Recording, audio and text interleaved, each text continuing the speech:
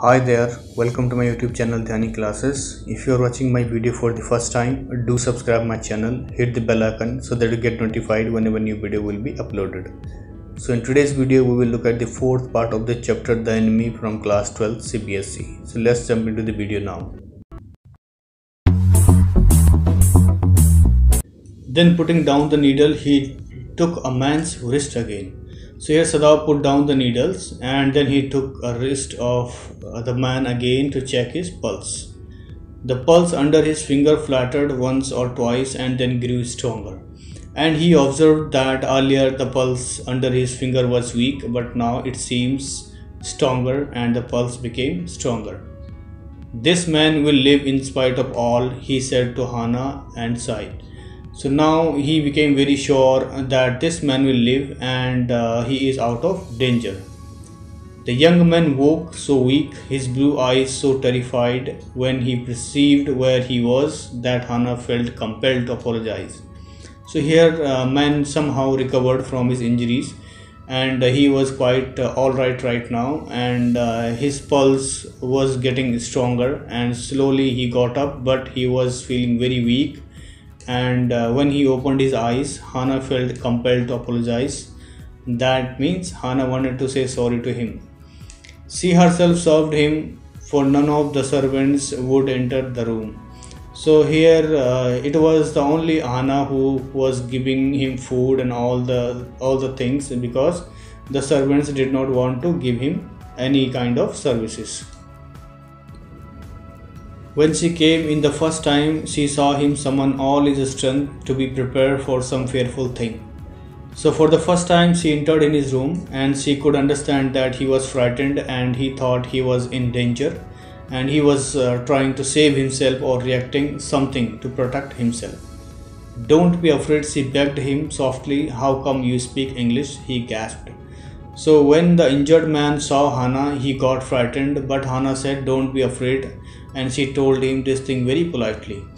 After hearing English word from Hana, he said, "How come you speak English?" That means the injured man got surprised, and he got surprised because the very first time he saw Japanese who was able to speak English. So he asked her, "How can you speak English?" "I was long time in America," she replied. So when he asked, "How come you speak English?" then Hana replied, "I had been in America for a long time." She saw that he wanted to reply to that, but he could not, and so she knelt the fed him gently from the proclaimed spoon. So here he wanted to reply, but then he was so weak, his health condition was not good, so he could not reply. So Hana went close to him, just knelt beside him and started feeding him with the proclaimed spoon. He ate unwillingly, but still he ate. So while eating he was feeling frightened, but he knew that he needs some energy to get well, so he started eating whatever she gave him. "Now he'll soon bed strong," she said, not liking him and yet moved to comfort him. So as she did not like spoon feeding to an enemy, but he was still patient for her and she was just feeding him, and she told him that "You are going to be well very soon." He did not answer. When Sadao came in the third day after operation, he found that young man sitting up, his face bloodless with the effort. So after 3 days passed of the operation, Sadao entered inside the room and he saw that the injured man was sitting on his bed and his face was very dull and he was trying very hard to sit comfortably. "Lie down," Sadao cried. So when Sadao saw that he was trying to get up, immediately Sadao shouted at him, "Lie down. Do you want to die?" So Sadao asked him, "Do you want to die? You better lie down." He forced the man down gently and strongly and examined the wound. So after that Sadao forced him to lie down gently and he started examining his wound, that how he is getting better. "You may kill yourself if you do this sort of thing," he scolded. So here Sadao said to him that if you try to stand up or sit up, you will only hurt yourself or harming yourself and you will be die. So don't try to get up from your bed and you have to lie down. What are you going to do with me? The boy muttered. So in reply, the boy muttered that what are you going to do with me, because he was so afraid that what will happen with him. So he looked just now barely 17. So he was looking like a 17 years old boy, but he was a soldier. Are you going to hand me over? So he asked the doctor that are you going to hand me over to Japanese police? For a moment Sadao did not answer. He finished his examination and then pulled the silk quilt over the man. So Sadao did not answer him and continued checking his wound examination, and then he pulled the bed sheet over the man. I do not know myself, what shall I do with you? He said. So finally Sadao replied to him that I don't know what I am going to do with you. And he said, I ought of course to give you to the police. But Sadao said that I should hand you over to the police, and that's what I'll be doing. So you are a prisoner of war. No, do not tell me anything. So here doctor said that you are a prisoner of war, so don't ask me any question and I am not going to talk with you anymore. It is the children of whom we must think, Yumi said sadly. So here Yumi was very sad and she said that we must think about our kids, and if the parents gets arrested, then who will take care of the children? What will be their fate if their father is condemned as a traitor? So she said, what will happen if police arrest our master as he is taking care of an enemy, and he would be arrested and called as an anti-national. And she was also worried what will happen with children if their father will be arrested. They did not try to hide what they said from the ears of Hana as she stood arranging the day's flowers in the veranda nearby, and she knew they spoke on purpose that she might hear. So when the servants were discussing all these things, they were speaking very loudly and they spoke on purpose. So why they were speaking so loudly? Because they wanted to Hana to hear their concerns. She stood arranging the day's flowers in the veranda nearby. That means Hana was there and arranging flowers on the veranda, and they wanted her to hear whatever they were discussing. And she knew they spoke on purpose that she might hear. So here Hana knew that they spoke on purpose so that she could hear that they were right. She knew too in most of her being. So Hana had one thing in her mind, that whatever they are telling is right.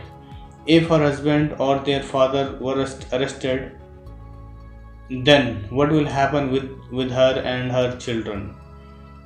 But there was another part of her which she herself could not understand.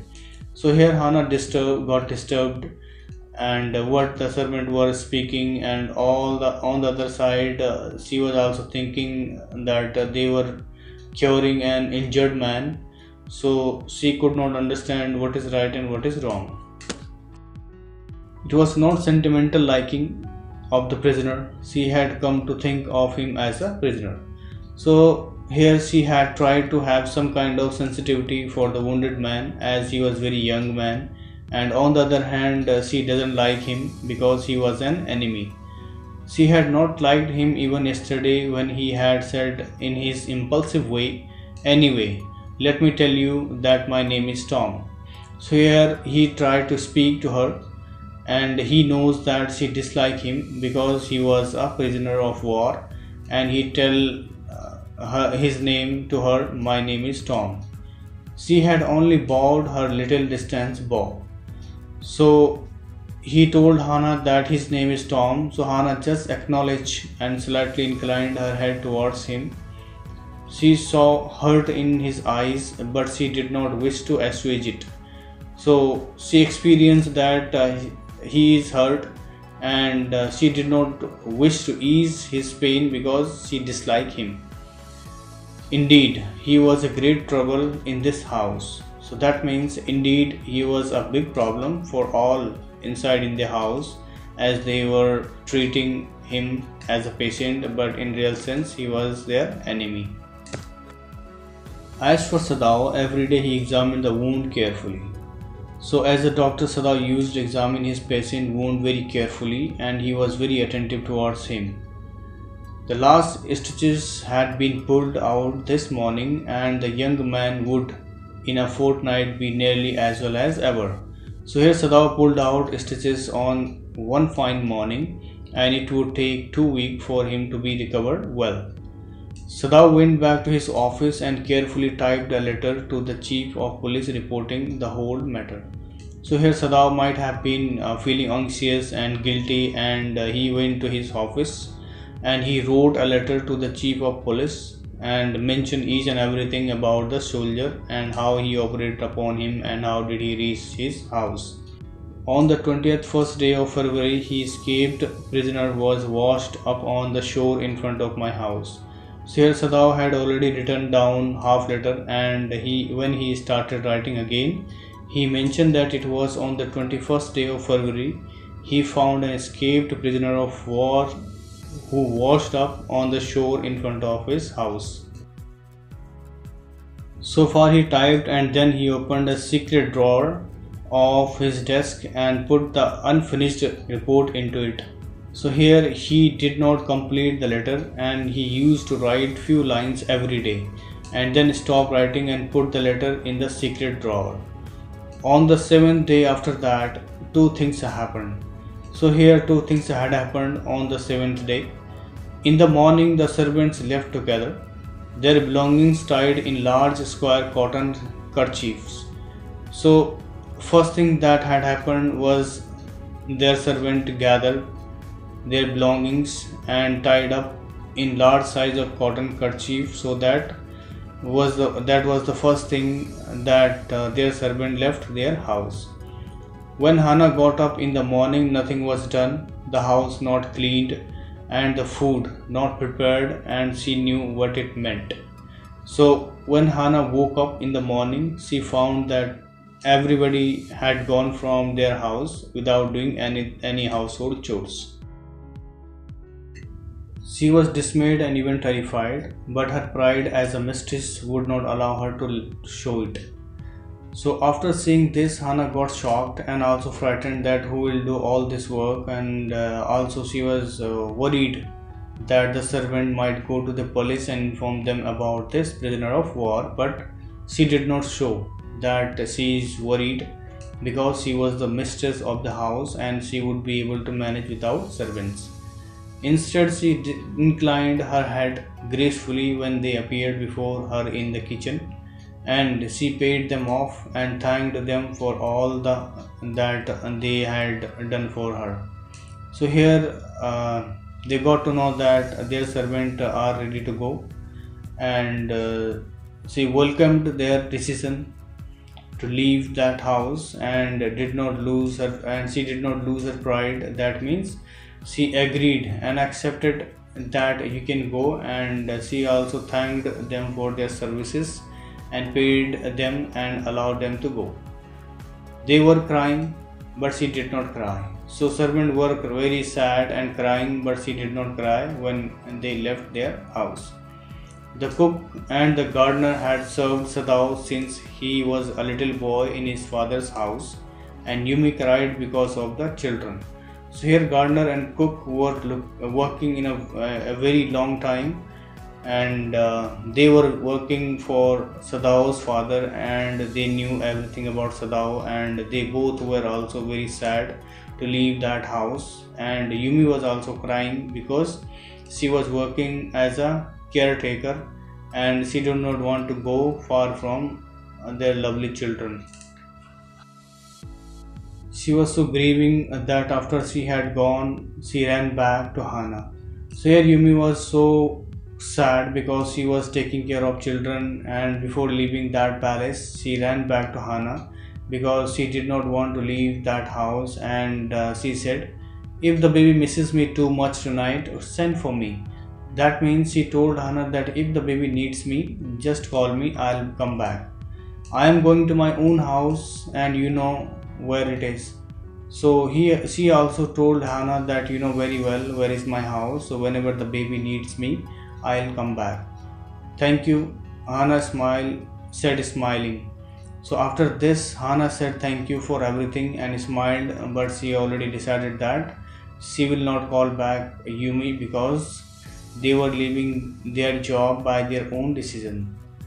But she told herself that she would not send for Yumi, however, the baby cried. So here Hannah was determined that she will not call Yumi at any cost, however, the baby cried. She made the breakfast and Sadao helped with the kitchen.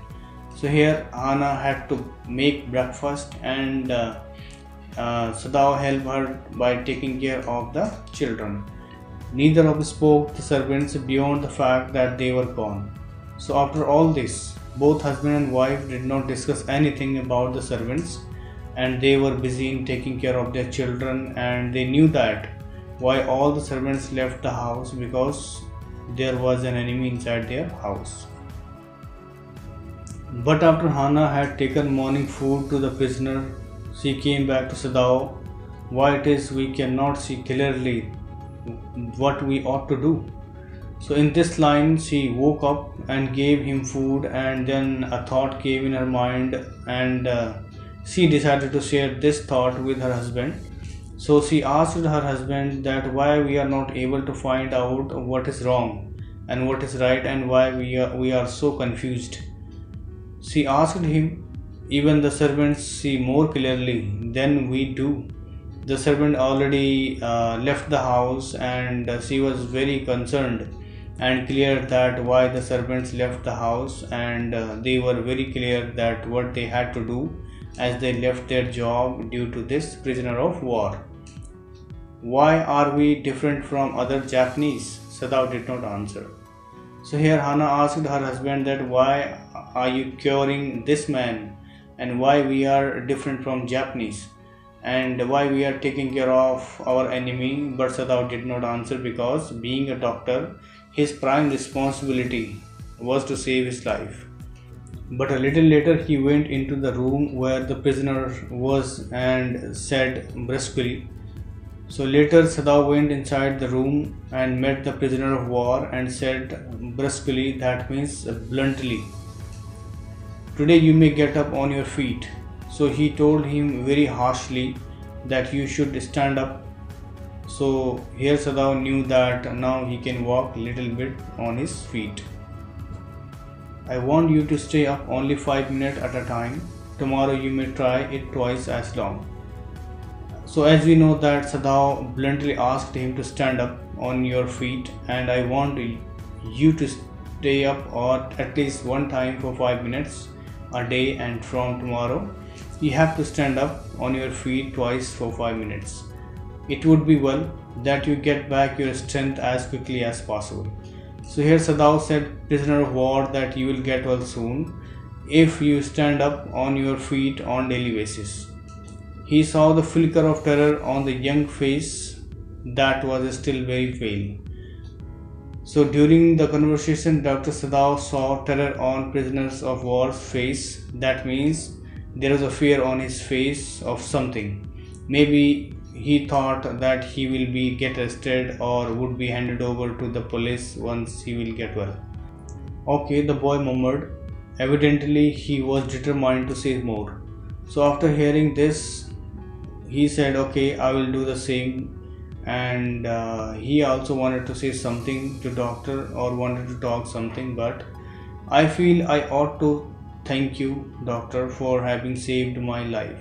So here prisoner of war said that I should really say thank you that you saved my life. So I hope you liked the video. For more informative videos, do subscribe my channel, hit the bell icon so that you get notified whenever new video will be uploaded. So thank you so much for watching once again. Stay safe, stay healthy.